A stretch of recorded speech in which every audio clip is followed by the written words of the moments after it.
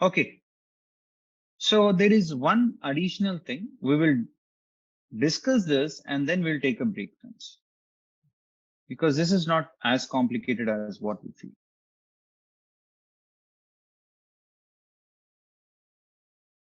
Yes, Venkat.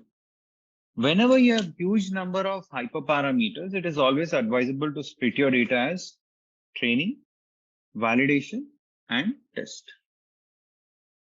Right? Build your model on training data, test it on the validation data. Do all your hyperparameter experimentation there only. Once you come up with the best hyperparameter setting, then take that, apply it onto the test data. Absolutely. Okay. Next very important thing is stacking. Stacking is called as meta learning.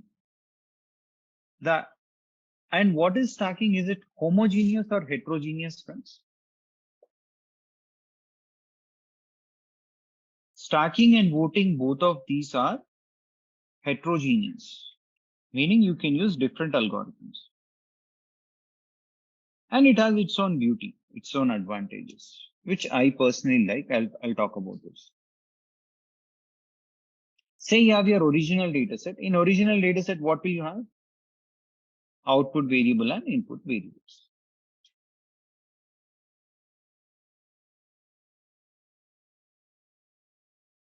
Build one model here, one base learner. Maybe you want to run KNN algorithm.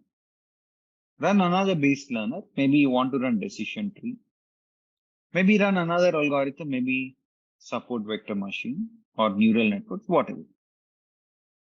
When you build your model using this data, and when you use this model to predict on all these observations, what will you get? Predicted values. Take all those predicted values. Let me call it as P1. Okay. Then you have another model. You built the model on this. Then again, take this and test it on this data set. When you take this and test it on this data set, you get again 100 predicted values. Then you have SVM model that you built.